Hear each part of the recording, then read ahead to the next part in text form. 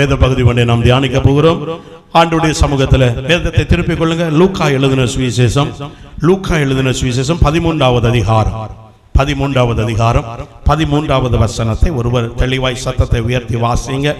லூக்கா எழுதின சுவிசேஷம் 13வது அதிகாரம் 13வது வசனம். அவள் மேல் தமது கைகளை வைத்தார், உடனே அவள் நிமிர்ந்து தேவனை மகிமைப்படுத்தினார். எல்லாரும் சத்தமா சொல்லுங்க ஹல்லேலூயா. இந்த இடத்துல 3 காரியங்களை நாம் பார்க்கிறோம். இன்றைக்கு ஆண்டவரை ஆராதிக்க வந்திருக்கிற ஆண்டவருடைய வார்த்தையை கேட்கிற தேவனுடைய பிள்ளைகளை, இந்த உலகத்தில் எத்தனையோ மனிதர்களை ஒவ்வொரு நாளும் நாம் சந்திக்கிறோம். இந்த உலகத்தில் எத்தனையோ வகையான எத்தனையோ சுபாவங்கள் உள்ள மனிதர்களை நாம் சந்திக்கிறோம். யாரை பார்த்தாலும் அந்த ஊழியம் செய்கிறவர்களுக்கு தெரியும், எங்கு ஜெபம் பண்ண போனாலும் ஆராதனைக்கு போனாலும் வரக்கூடிய ஜனங்கள் எல்லாரும் ஏதோ ஒரு தேவையோடு கூட வருகிறாங்க. ஏதோ ஒரு விடுதலைக்காய், ஏதோ ஒரு ஆசீர்வாதத்திற்காய் ஆண்டவரை தேடி வருகிறாங்க.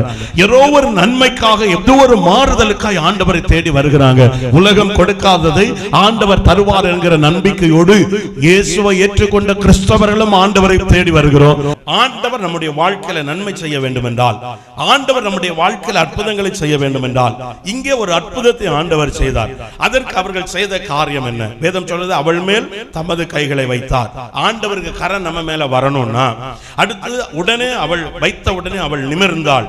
பல காலங்களாயிருந்த வேதனை நீங்கி சுகமாய் விளம்ப வேண்டும் என்றால், அடுத்து தேவனை மகிமைப்படுத்துகிற அனுபவம் வேணும்னா முதல்ல ஒரு வேதம் சொல்லுகிறது பாருங்க. அதே 13வது அதிகாரம் 10வது வசனத்தை படிங்க. 10வது வசனம். ஒரு ஓய்வு நாளில் அவர் ஜெப ஆலயத்தில் போதகம் பண்ணி கொண்டிருந்தார். எல்லாரும் சத்தமா சொல்லுங்களேன் ஹல்லேலூயா. முதல்ல நீங்க புரிஞ்சுக்கணும், ஆண்டவரிடத்தில் அந்த நன்மையை பெற்றுக்கொள்ள வேண்டும் என்றால், ஆண்டவர் நம்முடைய ஜெபத்தை கனம் பண்ண வேண்டும் என்றால், ஆண்டவரிடத்திலிருந்து அற்புதத்தை நம்ம பெற்றுக்கொள்ளணும்னா ஆண்டவர் நமக்கு சொல்லி தருகிற ஒரு காரியம் என்னன்னா, வசனம் தெளிவா சொல்லுகிறது, ஒரு நாள் ஆண்டவராகிய இயேசு இந்த பூமியில ஊழியம் செய்த நாட்களில் ஜெப ஆலயத்தில் அவர் போதகம் பண்ணி கொண்டிருந்தார். சத்தமா சொல்லுங்களேன் ஹல்லேலூயா. அப்போ ஆண்டவர் இந்த பூமியில் இருந்த நாட்களில கூட அந்த வசனம் தெளிவா சொல்லுது, ஓய்வு நாளிலே. அப்ப ஆண்டவர் ஒரு ஓய்வு நாளை கர்த்தர் ஏற்படுத்தி இருந்தால், இயேசு நமக்கு முன்மாதிரியாய் நிறைய காரியங்களை காண்பித்து போயிருக்கிறார். அப்ப ஆண்டவர் ஓய்வு நாளிலே, அவர் இந்த பூமியில இருந்த நாட்களிலே அவர் ஜெப ஆலயத்திற்கு போகிற ஒரு அனுபவத்தை நமக்கு முன்பாக கற்றுக் கொடுத்து சென்றிருக்கிறார். எல்லாரும் சத்தமா சொல்லுங்க ஹல்லேலூயா. இன்னைக்கு நிறைய பேருடைய வாழ்க்கையில ஆண்டவர் நன்மை செய்யணும், ஆசீர்வதிக்கணும், உயர்வை தரணும், இதெல்லாம் எதிர்பார்க்கிறோம். ஆனா அந்த நன்மையை பெற்றுக்கொள்ளணும், அந்த ஆசீர்வாதத்தை பெற்றுக்கொள்ளணும்னா, அந்த விடுதலை பெற்றுக்கொள்ளணும்னா ஆண்டவர் நமக்கு முன்குறித்து காட்டி போன காரியங்களை செய்தால் மட்டும்தான் ஆண்டவருடைய அற்புதத்தை பெற்றுக்கொள்ள முடியும். இயேசு என்ன செய்திருக்கிறார்? அவர் இந்த பூமியில இருந்த நாட்களிலே நமக்கு முன்மாதிரியாய் ஞானஸ்நானத்தை கற்றுக் கொடுத்தார். அவர் இந்த பூமியில இருந்த நாட்களிலே முன்மாதிரியாய் ஜனங்களுக்கு நன்மை செய்வதை கற்றுக் கொடுத்தார். நிறைய காரியங்களை கர்த்தர் நமக்கு போதித்தார். ஆனா ஆண்டவராகிய இயேசு இங்கே ஒரு காரியத்தை தம்முடைய பிள்ளைகளுக்கு, அற்புதத்தை பெற்றுக் கொள்ளக்கூடியவர்களுக்கு எந்த இடத்துல அற்புதம் செய்கிறார் என்பதற்கு ஒரு முன்மாதிரியாக ஒரு காரியத்தை செய்து போகிறார். ஓய்வு நாளிலே இயேசு ஜெப ஆலயத்திற்கு வந்திருந்தார். எல்லாரும் சொல்லுங்க ஹல்லேலூயா. அப்ப நல்லா புரிஞ்சுக்கிடுங்க, ஓய்வு நாள் என்கிற ஒரு நாள் இருக்கு. அதை நம்ம ஞாயிற்றுக்கிழமை எங்க கொண்டாடுகிறோம்? அரபு நாடுகளில் வெள்ளிக்கிழமையில கொண்டாடுகிறாங்க. ஒவ்வொரு நாடு, ஒவ்வொரு தேசம் ஒவ்வொரு விதத்துல. ஆனா ஓய்வு நாள் என்கிற ஒரு நாளை கர்த்தர் நமக்காக ஏற்படுத்தி வைத்தார். சத்தமா எல்லாரும் சொல்லுங்களேன். அந்த நாள் ஆண்டவர், அவர் நம்முடைய ஆண்டவர் ஒரு ஆலயத்துக்குள்ள அடங்கி கிடக்கிற தெய்வம் அல்ல. நம்முடைய ஆண்டவர் ஒரு குறிப்பிட்ட இடத்துல மட்டும் இருக்கிற தேவன் அல்ல. நம்முடைய ஆண்டவர் எல்லா இடங்களிலும், எங்கு அவரை துதித்தாலும், எங்கு அவரை ஜெபித்தாலும் அந்த இடத்துல வருகிறவர் தான் நீங்களும் நானும் ஆராதிக்கிற கர்த்தர். எத்தனை பேர் ஆமென் சொல்லுங்க. கடந்த நாளில ஒருத்தர் ஒரு சாட்சி சொன்னிருந்தார் யூடியூப்ல. நான் அந்த சாட்சியை பார்க்கும்போது, ஆண்டவர் நமக்கு ஆண்டவர் ஒருவர், அவர் சொல்லியிருந்தார் 2 காரியத்தை சொன்னார். இந்த உலகத்துல அவருடைய ஒரு சொந்தக்காரன் இருந்தானா, பெரிய பணக்காரன். அவருக்கு அம்மாவுக்கு அண்ணன், பெரிய பணக்காரன் மாமா. ஆனா அந்த மனுஷன், இவனுக்கு தாயார் ரொம்ப ஏழ்மையானவங்க. அதனால இவங்களை பார்த்தா பேச மாட்டாரு.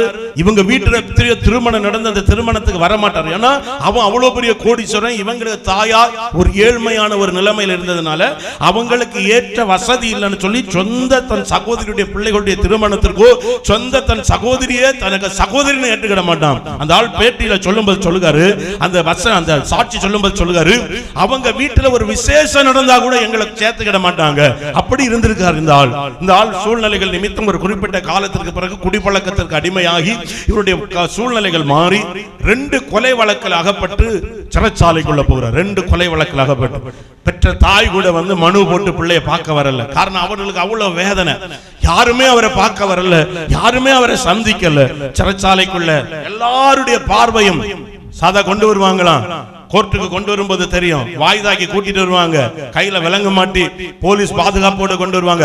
அப்ப வரும்போது இவருடைய சொந்தக்காரங்க, இவருக்கு அறிமுகமானவங்க அந்த கோர்ட்ல நிற்பாங்களாம். இவரை பார்த்த உடனே முகத்தை திருப்பிக்கிடுவாங்களாம். அவர் சொல்லுகிறாரு, ஒரு நாள் என் கூட பிறந்த அண்ணன் நான் அவரை கூட்டிட்டு வருகிற நேரம் பாக்குறாராம். பார்த்துட்டு தூர பார்த்துட்டு திரும்பி நின்னுக்கிட்டார். அப்படின்னா ஏன்னா இவர் வெறுக்கப்பட்ட காரியம் வழக்கினால.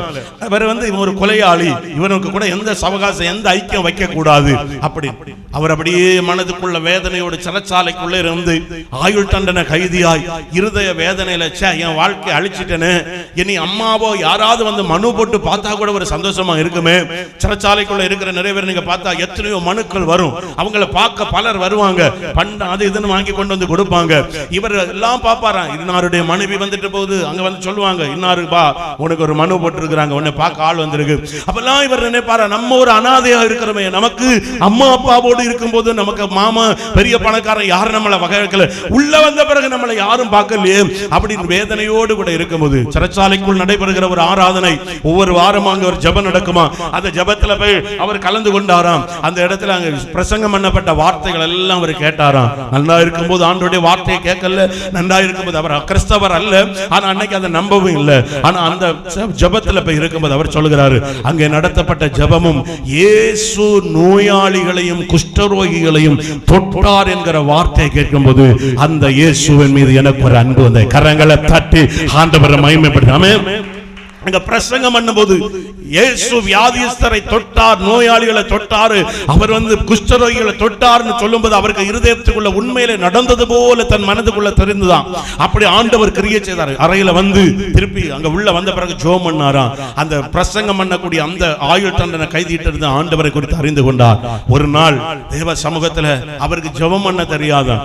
அப்ப அவர் ஒரு நாள் அந்த சிறைச்சாலையில எல்லாரும் உறங்கி இருக்கும்போது அவர் அந்த இடத்துல இருந்து சொன்னாராம், ஏசப்பா என்ன பார்க்க யாரும் மனு போடல, என்ன பார்க்க யாரும் வரல, என் அப்பா அம்மா கூட நல்லா இருக்கும் போது என்னை யாரும் ஏத்துக்கிடல, நீர் நோயாளிகளை தொட்டு குணமாக்கின உண்மையான தெய்வம், ஒரு அன்புள்ள தெய்வம் நீரா இருந்தா இப்ப நான் இருக்கிறது இந்த ஜெயில், உமக்கு சர்வ வல்லமை உள்ளவர், நீர் எங்கே வருவீர் எனக்கு தெரியும், நீர் உண்மையா இந்த உலகத்து மனுஷனை போல இல்லைன்னா நான் வித்தியாசமான தெய்வம் என்பதை நீர் நிரூபிக்கணும்.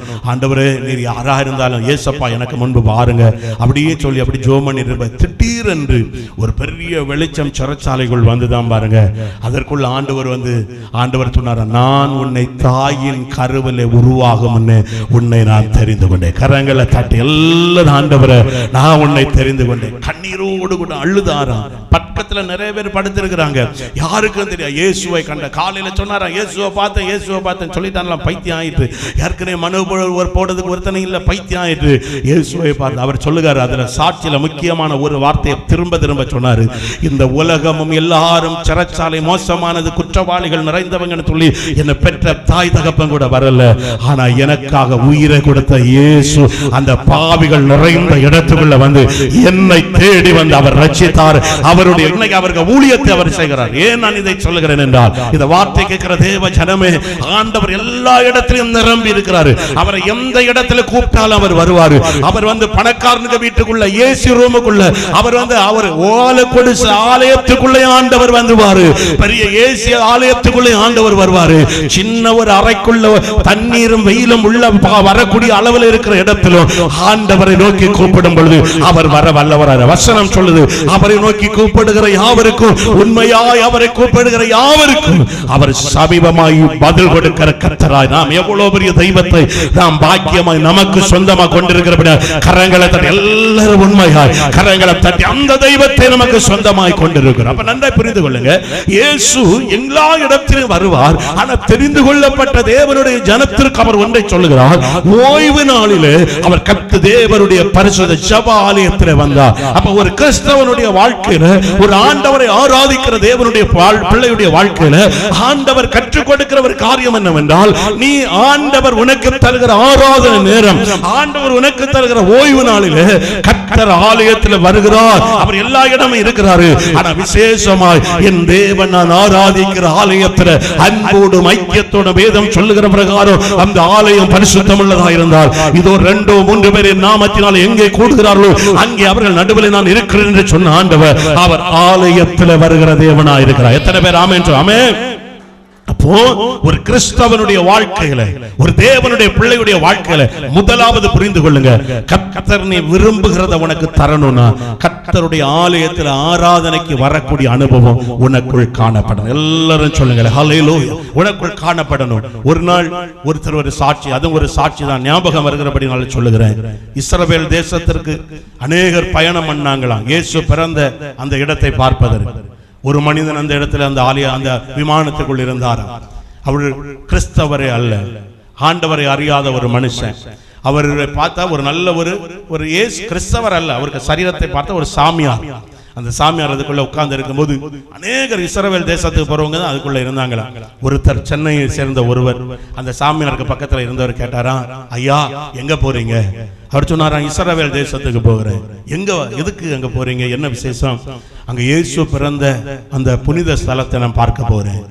இவர் சொன்னாரா, எப்படி அப்படின்னா அவர் இருந்த கோலத்திற்கு அவரை நம்ப முடியல. அப்படிப்பட்ட ஒரு சாமியார். அந்த என்னன்னு கேட்டப்ப அவர் ஒரு வார்த்தை சொன்னாரா, நான் நல்லா படித்திருக்கிறேன், நான் படித்து தான் இந்த சாமியாரை நான் போனேன். ஏன்னா உலகத்துல எல்லாம் மாய. ஆனா ஒரு காரியம் நான் படித்தேன், சாலமோன் என்கிற ஒரு மனுஷன் அங்க ஒரு ஆலயத்தை கட்டினாராம் இயேசு ஆண்டவருக்கு என்று.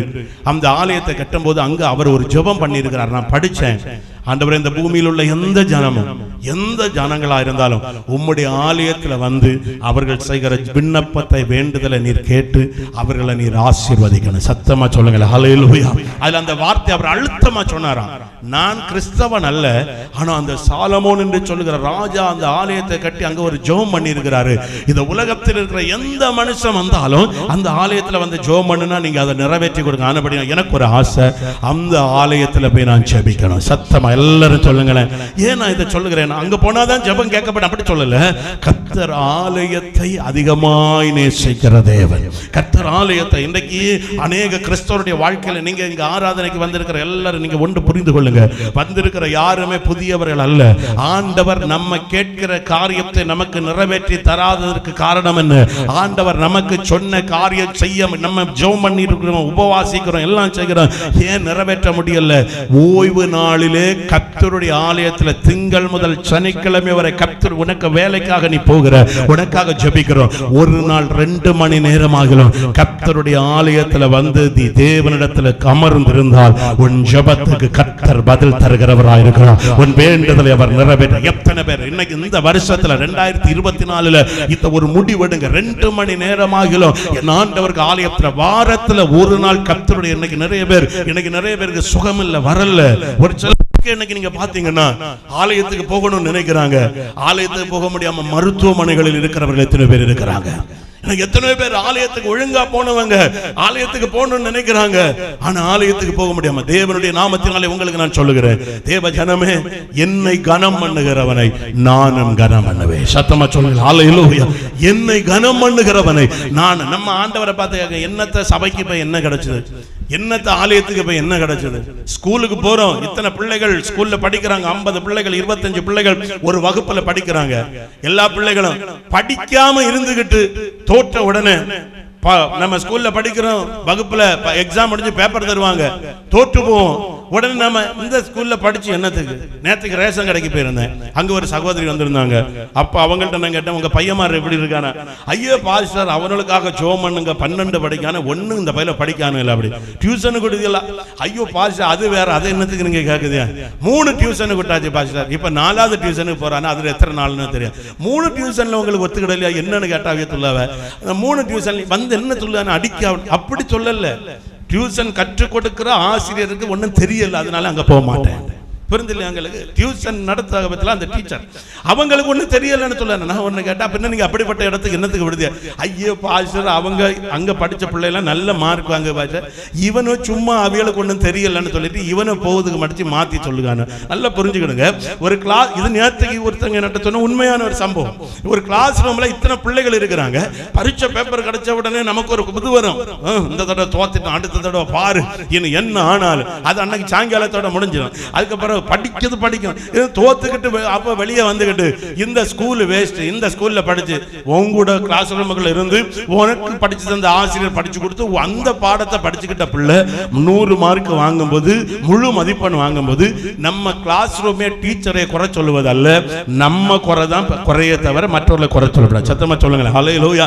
இது நேரத்துக்கு நான் சொன்னது போல தான் சொல்லணும். அந்த அங்க அவர் அங்க சரி கிடையாது, அங்க சரி கிடையாது, நம்ம சரியில்லை 3 இடம் ஆச்சு 4 இடம். நான் அதான் சொன்னேன், இனி கொஞ்சம் கவனமா இருங்க, இனி 1 மாசம் தான் இருக்குது, இனி 2 இடம் மாத்திராங்க, போற இடத்துக்கு அடி கொடுத்து விடுங்க, சிரிச்சுட்டே போறாங்க. நான் ஏன் சொல்லுங்க, இன்னைக்கு தேவன் ஆராதிக்க வருகிற தேவனுடைய பிள்ளைகளை நம்ம நிறைய பிரச்சனை வரும்போது என்னத்தை ஆராதிச்சு கிடைச்சது, என்னத்தை ஆராதிச்சு ஆண்டவர் தந்தார், என்னத்தை எனக்கு நன்மை கிடைச்சு, உன் கூட ஆராதிக்கிறவங்களை நினைச்சு பாரு, அவங்க ஆராதிச்சு நன்மை பெற்று இருக்கிறாங்க, அவங்க ஆராதிச்சு விடுதலை. ஏன் அவங்களுக்கு கொடுத்த ஆண்டவர் ஏன் உனக்கு தர மாட்டாரு? அவங்களுக்கு அற்புதம் செய்த தேவன் ஏன் உங்களுக்கு செய்ய முடியாது? அவர்களுக்கு ஆண்டவர் நன்மை செய்தவர் உங்களுக்கு செய்வார். ஆண்டவர் என்ன எதிர்பார்க்கிறார் தெரியுமா? ஏதோ ஒரு ஓய்வு நாள்ல நமக்கு ஏதோ ஒரு வேலை, ஏதோ ஒரு சூழ்நிலை வருது, அதை ஆண்டவர் பார்க்க மாட்டார். நம்ம நிலைமை கர்த்தர் அறிவார். எத்தனையோ பேர் மனசாட்சிக்கு ஆண்டவர் நேரத்தை தந்தும் பயன்படுத்தாம இருக்கிற பாருங்க.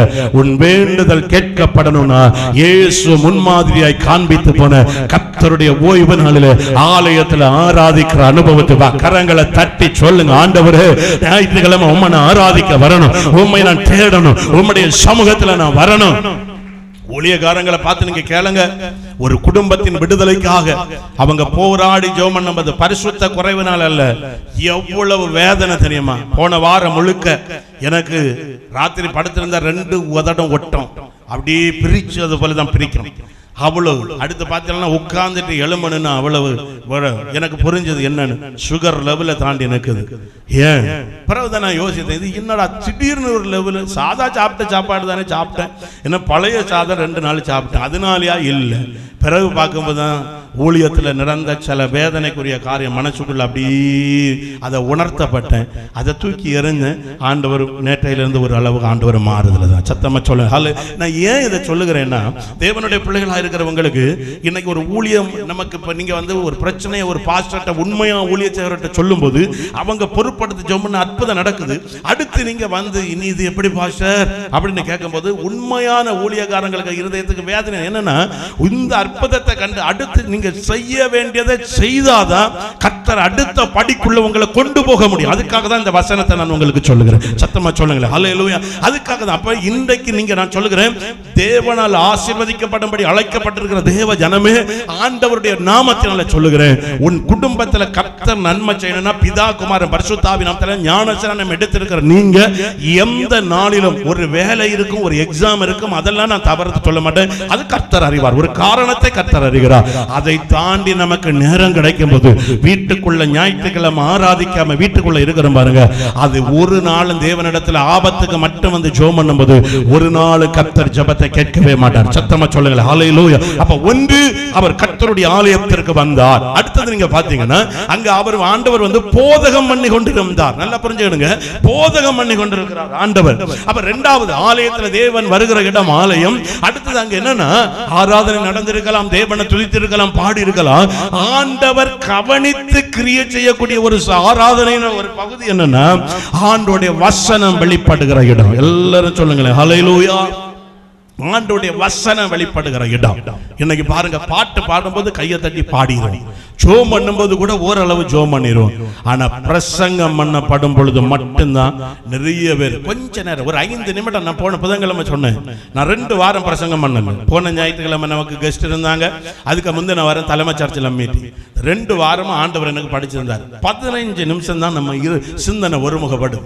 அதுக்கப்புறம் கொஞ்சம் அப்படி மாறும். அடுத்து அதையும் தாண்டி மாற்றத்துக்கு இடம் கொடுத்துட்டு உறக்கம் வந்து நான் அன்னைக்கு தான் அப்படியே கவனிச்சேன். அப்பதான் ஒரு விசுவாசிகள் என்ன பாடு, ஊழியக்காரனுக்கு இந்த நிலைமைன்னா அவன் விசுவாசிகள் எவ்வளவு நேரம் பல பிரச்சனைகளோட கூட வர நீங்க எவ்வளவு நேரம் கவனிக்க முடியும்? இன்னைக்கு நான் அதனாலதான் இன்னைக்கு செய்தி நேரங்கள் எல்லாம் அப்படியே நம்ம கொஞ்சம் இது பண்ணி கொடுக்க, அரை மணி நேரம் பேசினாலும் வார்த்தையை இருதயத்தில் ஏற்றுக்கொண்டு போங்க.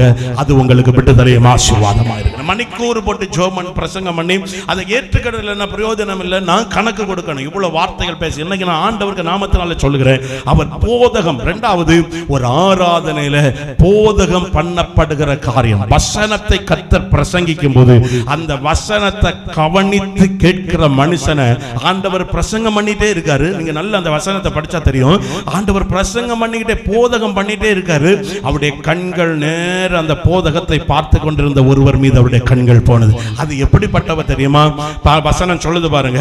அந்த அவர் போதகம் பண்ணி கொண்டிருக்கும் போது 11வது வசனத்தை படிங்க. அப்பொழுது 18 வருஷமாய்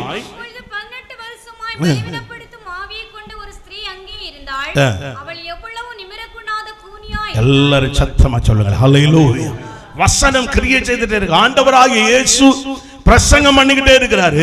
அவர் பிரசங்கம் பண்ணும்போது அவருடைய கண்கள் அப்படி உலாவிட்டே இருக்கு. ஆண்டவருக்கு கண்கள் நிறைய இடத்துல நீங்க பார்த்தா தெரியும். பிரசங்கம் பண்ணும்போது பல காரியம் இருக்கு. சிலர் கண்ணை மூடிட்டே பிரசங்கம் பண்ணுவாங்க. பிரசங்க நேரத்தில் ஆண்டவராகிய தேவன் எங்களுக்கு சொல்லுவாங்க, ஒரு பிரசங்கம் பண்ணக்கூடிய ஒரு சொற்பொழிவாளர், ஒரு பாதிரியார், ஒரு பாஸ்டரா இருந்தா அவர் ஃபேனை மாதிரி சுழந்துட்டு இருக்கான். இந்த ஃபேன் போல இல்லை, இந்த நீங்க டேபிள் ஃபேனை பார்த்தா தெரியும். ஒரு இங்க சுத்தி அடிக்கும், அடுத்து இங்க சுத்தி அடிக்கும். அது போல அவர் அங்கேயும் இங்கேயும் பார்த்துக்கிட்டே இருக்கணும். அதான் ஊழியக்காரனா. ஏன் இதை சொல்லுகிறேன்னா, ஆண்டவர் அப்படி பிரசங்கம் பண்ணிக்கிட்டே இருக்கார். பிரசங்கம் பண்ணிட்டு இருக்கும்போது தேவனுடைய கண்கள் அப்படியே வார்த்தையை பேசிக்கிட்டே இருக்கு.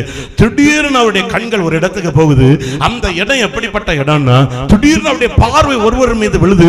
அது எப்படிப்பட்டனா, 18 வருடமாய் பலவீனப்படுத்தக்கூடிய ஒரு ஆவியின் போராட்டத்தோடு அந்த ஆலயத்துக்குள் இருந்து கர்த்தருடைய வார்த்தையை கேட்டுக்கொண்டிருந்த அவளை கர்த்தருடைய கண்கள் கண்ட கரங்களை தட்டி எல்லாரும் ஆண்டவரை மகிமைப்படு. தேவ ஜனமே, இன்னைக்கு நிறைய பேர் எனக்கு பிரச்சனையை பார்த்தா என்னத்த பிரசங்கம் கேட்க முடியும், எனக்கு போராட்டத்தை பார்த்தா என்னத்த பிரசங்கம் கேட்க முடியும்? எத்தனையோ பேர் இன்னைக்கு நான் எத்தனையோ பேரை சொல்ல முடியும். விடுதலையும் அற்புதத்தை பெற்றுக் கொண்டவங்க சொல்லுவாங்க, நான் இவ்வளவு வேதனை 6 மாசம் பிரச்சனையோடு சபைக்கு வந்தேன், 8 மாதம் சபைக்கு பிரச்சனையோடு வந்தேன். ஆனா நான் இனி என்ன ஆண்டவரே நினைப்பேன், ஒவ்வொரு வாரமும் வசனத்தை கொண்டு என்னோடு பேசி பேசி பேசி இத்தனை மாதம் என்று பலப்படுத்தி என் குடும்பத்தில் கர்த்தர் அற்புதத்தை செய்தார். இன்னைக்கு இந்த வார்த்தை கேட்கிற தேவ ஜனமே, அநேக நேரம் கர்த்தருடைய அற்புதம் குடும்பத்தில் வெளிப்படாத காரணம் என்ன தெரியுமா? அநேக நேரம் நீ சரியா சோர்ந்து போக காரணம் என்ன தெரியுமா? அநேக நேரம் நீ தளர்ந்து போவதற்கு காரணம் என்ன தெரியுமா? ஆண்டவருக்கு சமூகத்தில் வந்திருந்து உன் பிரச்சனையை தான் நீ பார்க்கிறியே தவிர உன் பிரச்சனையிலிருந்து தப்பி செல்லும்படியா கர்த்தர் போதித்துக் கொண்டிருக்கிற, பிரசங்கித்துக் கொண்டிருக்கிற அவருடைய வசனத்தை நீ கேட்காததுனாலதான் உன்னால கர்த்தர் தருகிற விடுதலை பெற்றுக் கொள்ள முடியல.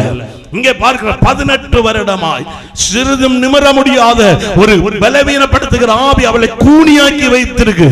அந்த பலவீனத்தின் ஆவியின் நடுவில் அவள் கர்த்தரை துதித்துக் கொண்டிருப்பதை செய்தி வேளையில் ஆண்டவர் பிரசங்கித்துக் கொண்டிருக்கும் போது அவர் ஆவியானவர் கண்களின் மீது அவங்களை காண்பிக்கிறார். சத்தமா சொல்லுங்க. இன்றைக்கு தீர்க்க தரிசனமாய் சொல்லுகிறேன், அநேக நெருக்கங்களின் நடுவில், அநேக வேதனைகளின் நடுவில், அநேக துயரங்களின் நடுவில் உனக்கு உன் வீட்டு பிரச்சனை நினைச்சா ஜெபம் பண்ண முடியாது. உன் குடும்பத்தில் இருக்கிற பிள்ளைகளுக்கு பிரச்சனை நினைச்சா உனக்கு பிரசங்கம் கேட்க முடியாது. இத்தனை போராட்டத்தின் நடுவில் எந்த ஒரு ஆத்துமா கர்த்தருடைய வசனத்தை வார்த்தை கேட்டுக்கொண்டிருக்கிறாயோ, இன்னைக்கு இந்த காலை பகல் ஆராதனை ஆண்டவர் உன்னை பார்த்து சொல்லுகிறார், 18 வருடமாய் வேதனை அனுபவித்துக் கொண்டிருந்தவளை கர்த்தர் தன்னுடைய கரத்தை அவள் மீது வைத்த பொழுது அவள் நிமிர்ந்து தேவனை மகிமைப்படுத்தினது போல இன்றைக்கு அவருடைய கரம் உன் மீது வந்து இறங்கி உன்னை அநேக நாளாய் வேதனைப்பட்டுக் கொண்டிருக்கிற, அநேக நாளாய் உன்னை துக்கப்படுத்திக் கொண்டிருக்கிற, அநேக நாளாய் நீ சுமந்து கொண்டிருக்கிற சில கட்டுகள் இந்த காலவெளியில கர்த்தர் உடைத்து கொண்டு பெற்றுக்கொள்ள அந்த விடுதலை. அநேக நாட்களை நீ சுமந்து கொண்டிருக்கிற சில வேதனைகள் கர்த்தர் நல்லவர். எத்தனை பேர் ஆமென் சொல்லுங்க ஹல்லேலூயா. 18 வருஷம் 18 ஆண்டுகள் அப்படியே கூணிஞ்சு போன நிலைமை அவளுடைய வாழ்க்கையில். இன்னைக்கு நான் சொல்லுகிறேன், அவளை பார்த்து 18 ஆண்டுகளாய் ஆலயத்துக்கு வந்து அவளை பார்த்து என்ன இந்த நிலைமையில அவ ஆலயத்துக்கு புறப்பட்டு வரும்போது பலர் அவளை பார்த்து சொல்லியிருக்கலாம், அவ கூணி கூணி வரும்போது இதெல்லாம் உனக்கு தேவையா, இதெல்லாம் உனக்கு வேணுமா? சத்தமா சொல்லுங்களேன் ஹல்லேலூயா. இதெல்லாம் உனக்கு யாருக்குமே நடக்க முடியல, உனக்கு ஆலயத்துக்கு போகணுமா? ஆனா அவளுக்கு ஒரு நம்பிக்கை இருந்து, நான் நிமிர்ந்தாலும் நான் நிமிராம போனாலும் என் ஆலயத்தில் ஆண்டவரை தேடுவதை நான் நிறுத்தவே மாட்டேன். இன்னைக்கு எத்தனை பேர் உன் பிரச்சனையை நினைச்சுக்கிட்டு, எத்தனை பேர் தெரியுமா, ஒரு சின்ன பிரச்சனை, அந்த பிரச்சனையை நினைச்சிட்டு ஆண்டவருக்கு ஆலயத்தில் ஆராதிக்காம இருக்கிறவர் எத்தனை பேர் இருக்கிறோம்? சின்ன பிரச்சனை எத்தனை பேர் இருக்கிறோம்? ஜிபிஎஸ் ராபின்சன் கர்த்தருடைய ஊழியத்தை மகிமையாய் சென்னையில் உலகமெங்கு செய்கிறார். உண்மையிலே சொல்கிறார், அவருடைய மனைவி மரித்த பொழுது, அந்த அவருக்கு மனைவி மரித்து அந்த அந்த நான் அவர் முழுக்க அவருக்கு சில சூழ்நிலை, அவரோடு இணைந்து ஊழியம் செய்கிற ஒருத்தர் எனக்கு நல்லா தெரிந்தவர் சொல்றாரு, முழுக்க அந்த ஊழியத்தை பின்பலமா இருந்து செய்தது அவருடைய மனைவி. ஆனா அவர் அதுக்குள்ள பெரிய, ஆனா நல்ல கர்த்தர் பயன்பட அவர் ஊழியத்தை பார்த்தாரு. முழுக்க வருமானம், காரியங்கள், நிர்வாகம் முழுவதையும் அவங்க தான். இவர் மற்ற மாதிரி பார்த்தாரு. இவர் ஆபீஸுக்குள்ள வந்து ஏதாவது கண்ட கோவப்பட்டு கோவப்பட்டு போயிடுறாரு. அவங்க மனைவி வந்து, பாஸ்டர் கொஞ்சம் கோபமா இருந்தாரு, விட்டுறமா அப்படி சொல்லி அவர் எல்லாரும் நினைச்சாங்க அவர். ஆனா அவ்வளவு பெரிய இழப்பின் நடுவில் மகிமையான ஊழியத்தை இன்றைக்கும் கர்த்தருடைய நாமத்தினால் நிறைவேற்றி கொண்டிருக்கிறார். நமக்கு நினைச்சு பாருங்க, ஒரு சின்ன ஒரு பாஸ்டர் ஒரு வார்த்தை சொல்லிட்டாரு, கையதுக்கு மேல கிளம்பி அல்லேலூயா வராது. கூட இருக்கு கனவும் ஒரு வார்த்தை சொல்லிட்டாரு, நமக்கு அதுக்கப்புறம் சோத்திரம் வராது. போன 3 நாட்கள் கன்வென்ஷன்ல வர்த்தக நாடா இருக்கக்கூடிய சனி ஞாயிறு 2 நாள் பேசினார் ஒரு ஊழியக்காரர், பாஸ்டர் பீட்டர் சுரேஷ். அன்னைக்கு கடைசி நம்ம எல்லாம் நின்றுகிட்டது கர்த்தருக்கு கிருபையில நிற்க முடியாது. மனைவி இறந்து 8 மாதம், பிள்ளை 10வது படிச்சுட்டு இருக்கிறான். கடைசி நாள் சாட்சி அப்படி தொடங்கி அவரால் அவ்வளவு வல்லமையா பேசிட்டு இருந்தாரு. அடுத்த வார்த்தை அவருக்கு வரல. அப்படியே கொஞ்ச நேரம் நின்று ஏங்கிக்கிட்டே நின்னார். திருப்பி அவர் வல்லமை அப்படியே பேசதான் தொடங்கினார். எந்த மனுஷன் அந்த ஊழியம் நிறைவேற்ற? அவர் சொல்லாரு, உலகத்துல பல நாடுகளுக்கு ஊழியம் போயிருக்கிறாரு, எத்தனையோ ஊழியம் செய்கிறாரு. அவரு எனக்கு அதை கேட்கும் போது ஆச்சரியமா இருந்தது. மனைவி மறைத்து 8வது 10வது வகுப்பு படிக்கிற பையன் வீட்டுக்குள்ள வச்சுட்டு, அவர் பையன் ஸ்கூலுக்கு போயிட்டு வீட்டுக்குள்ள வாரது, அவர் இங்க கன்வென்ஷனுக்கு வராரு. அதுக்கு பிறகு பாத்தீங்கன்னா அவருக்கு நடந்த ஆக்சிடென்ட், அந்த மெசேஜ் ஆரம்பிச்சோடனே இடுப்புல போட்டு அந்த பெரிய பெல்ட் அப்படியே கலத்தி அங்கே எறிவார். அதுக்கு அந்த தேவ பெலன் கிடைச்ச உடனே நின்று பேசுவார். அடுத்து நான் பார்க்க மெசேஜை முடிஞ்சிட்டு இப்படியே 2 கையையும் கொடுத்து அப்படியே சரீரத்தை பசையார். அப்படின்னா அவ்வளோ வேதனை. அவரெல்லாம் இன்னைக்கு இருக்கிற பணத்துக்கும் வசதிக்கும், நம்முடைய வேலூர்ல ஒரு பெரிய மருத்துவமனையில பெரிய அதிகாரியா இருந்தவர், தூக்கி எறிஞ்சிட்டு கர்த்தருடைய ஊழியத்துக்கு வந்தார். அவர் கேட்கலாமே, ஆண்டவரே இவ்வளவு பெரிய வேலையை விட்டுட்டு வந்தேன், எனக்கு ஏன் இப்படிப்பட்ட ஒரு இழப்பு, ஏன் ஆண்டவரே கேட்கலாமே, நான் ஏன் இதை சொல்லுகிறேன்? இன்னைக்கு சின்ன காரியங்கள் ஆண்டவரை தேடுவதில் பின்வாங்கி போய் நிற்கிறோம். சின்ன காரியம் நினைச்சு பாருங்களேன். 18 வருஷம் நிமிர முடியாது, பல சூழ்நிலை, பலர் அவ யாரையும் பார்க்கல. என் தெய்வத்தை ஆராதிப்பதை அவள் நிறுத்தவும் இல்லை. சத்தமா சொல்லுங்களேன் ஹல்லேலூயா. ஒரு சின்ன காரியத்தை வச்சுக்கிட்டு ஆண்டவரை நான் சொல்லுவேன், தேவ பிள்ளையே, என்ன பெரிய பிரச்சனை, கர்த்தரை தேடுவதையும் கர்த்தரை ஆராதிப்பதையும் ஒரு நாள் நீ நிறுத்தாத. அதை அவர் பார்க்கிறார். உன்னை உயர்ந்த ஸ்தானத்தில் வைத்து அவர் அழகு பார்ப்பார். இன்னைக்கு ஒருக்கு ஆராய்ந்த 2024 இது ஒரு பிசாசின் தந்திரம், இது ஒரு பிசாசின் தந்திரம். நல்லா புரிஞ்சுக்கிடுங்க. ஏதோ ஒரு காரியம் இல்லாத ஒரு காரியத்தை வச்சு உனக்குள்ள இருக்கிற அபிஷேகத்தை அழித்து, உனக்குள்ள இருக்கிற வரத்தை அழித்து, உனக்குள்ள இருக்கிற கிருபையை அழித்து, உனக்கு ஆண்டவர் வைத்த நன்மை நீ பெற்றுக்கொள்ளாம உன்னை பின் தள்ளுகிற ஒரு ஆவிக்க தந்திரம் என்பதை அறிந்து இன்னைக்கு நீங்க உணர்ந்து கொள்ளணும். பிசாசே, நீ என்னதான் எனக்கு கொண்டு வந்தாலும் என் கர்த்தரை துதிப்பதை ஆராதிப்பதை நான் நிறுத்தவே மாட்டேன். எத்தனை பேர் கரங்களை தட்டி ஆண்டவரை மகிமைப்படுத்த? ஆமென். சமீபத்தில் ஒரு பெரிய ஊழியக்காரர் தமிழ்நாட்டில் பெரிய ஸ்தாபனம் நடத்துகிறாரு.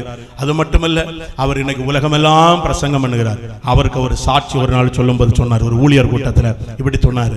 ஒரு குறிப்பிட்ட ஸ்தாபனத்தில் தலைவராய் அவர் ஏற்படுத்தப்பட்டார். இல்லாத பொய்யினால் ஒரு குறிப்பிட்ட காரியத்தில் ஸ்தாபனத்தில் இந்த தலைமையில இருந்து கீழே போட்டுட்டார். அவர் சந்தோஷமாய் பதவியை விட்டுட்டு அந்த சபையை நடத்திட்டு இருந்தார். அவர் சொல்லுவாரு, ஒவ்வொரு ஸ்தாபன ஊழியர் கூட்டம் நடக்கும்போது நூற்றுக்கணக்கான ஊழியக்காரங்க வருவாங்க. முந்தின மாதம் வரையிலும் தலைமை போதகர் ஸ்தானத்தில் இருந்து தலைமை பிரசங்கியாரா பிரசங்கம் பண்ணி ஊழியர் கூட்டத்தை ஆயத்தப்படுத்தின மனுஷன் அடுத்த மாதம் கீழே ஜனங்களோடு மற்ற ஊழியர்களோடு கீழே உட்கார்ந்து இருக்க துரோகம் பண்ணி நம்ம முன்ன நின்று தலைமை போதகனா இருந்து நடத்தினாரா. அவர் சொல்லுகாரு, நான் போகும்போது மனசுல கார்ல ஏறினவன கார் ஓட்டக்கூடிய டிரைவர் சொன்னாரு, பாஷா நீங்க எதுக்கு போறீங்க பாஷா, அவனை செய்த நமக்கு சும்மா இரு தம்பி. அவர் சொல்லாரு, என் மனசுக்குள்ள சாத்தானே டிரைவர் மூலமா வேலை செய்யப்போ பிசாசு மனசுக்குள்ள திட்டிக்கிட்டாரு. அப்படியே வந்து அவர்ல 3 ஊழியர் கூட்டம் 3 ஊழியர் கூட்டம் 3 ஊழியர் கூட்டத்தில் ஜனங்களோடு கூட எல்லாரும் கிண்டல தான் பார்ப்பாங்களாம். எல்லாரும் அவரை இப்படிப்பட்டவன். அவர் கீழே உட்கார்ந்து அவர் சொல்றாரு, நான் ஆராதிப்பதையும் நான் கர்த்தரை துதிப்பதையும் இந்த சூழ்நிலையில நான் நிறுத்தவே இல்லை. சொல்லுங்க ஹல்லேலூயா. அவர் சொல்றாரு, அந்த முன்ன ஹல்லேலூயா சொல்லும்போது இவர் ஹல்லேலூயா சொல்றாரு. அந்த பாஸ்டர் சொல்லுவானா, இப்படி எல்லாம் சிலர் இருக்காவ பொய்யா சொல்லுவானா, இப்படி எல்லாம் செய்து பதவியில பணங்களாவனும் இருக்கா. அப்ப இவர் ஹல்லேலூயா சொல்லும்போது இவரும் சொல்லுவாரா, மனசுக்கு வேதனை இருக்குமா. அவர் சொல்லுவாரு, நான் தேவனை துதிக்கிற நேரத்தில் நடந்தது 3 மாதத்திற்குள் எவன் ஏமாத்தி இந்த மனுஷனை கீழே தள்ளினானோ அவன் கையும் களவுமாய் ஒரு பொல்லாத காரியத்தில் பிடிபட்டு எல்லாரும் அவனை வெளியே தள்ளி மீண்டும் இவரை கர்த்தர் அதே ஸ்தானத்தில் உயர்த்தி நிறுத்தினார். அப்ப அவர் அதுல முக்கியமா சொன்னது என்னன்னா, உன் கரத்தில் தரக்கூடிய சில பொறுப்புகள், உன் கையில தரக்கூடிய, உன் குடும்பத்தில் தரக்கூடிய சில காரியம் ஏமாற்றப்பட்டது போல இருக்கலாம். நீ சோர்ந்துராத, உனக்குரியதை நீ துதிச்சுக்கிட்ட இரு, நீ ஆராதிச்சுக்கிட்ட இரு. உனக்குரியதை கர்த்தர் உனக்கு தந்து உன்னை உன் சந்ததி. ஒருவேளை இந்த வார்த்தை கேட்கிற எதற்காய் ஆண்டவர் தீர்க்க தரிசனமா இந்த வார்த்தை யாராவது இந்த இடத்துல நீங்க இருக்கிறீங்களா? ஏமாற்றப்பட்டுட்டேன், நான் நம்பினது ஏமாந்துட்டேன், எனக்கு நம்பினதுல ஒரு ஏமாற்றம் வந்துட்டு, நான் உனக்கு கர்த்தரை சொல்லுகிறேன், நீ துதிக்கிறத நிறுத்திடாத. இந்த காரியம் நடந்தது போல இருந்து, இந்த காரியம் வாய்த்தது போல இருந்து, இந்த காரியம் ஜெயம் போல இருந்து, ஆனா இதுக்குள்ள ஒரு ஏமாற்றம் வந்துட்டு பிசாசு உன்னை சோதித்து பார்க்கிறான். ஆனா நீ ஆண்டவருக்கு விரோதமா முறுமுறுத்திராத, ஆண்டவருக்கு விரோதமா பேசிராத, உறுதியாய் கர்த்தருக்குள்ள நிலை நிற்பா என்றால் ஆண்டவர் சொல்கிறார், உனக்கு நான் சொன்னதை நான் நிறைவேற்ற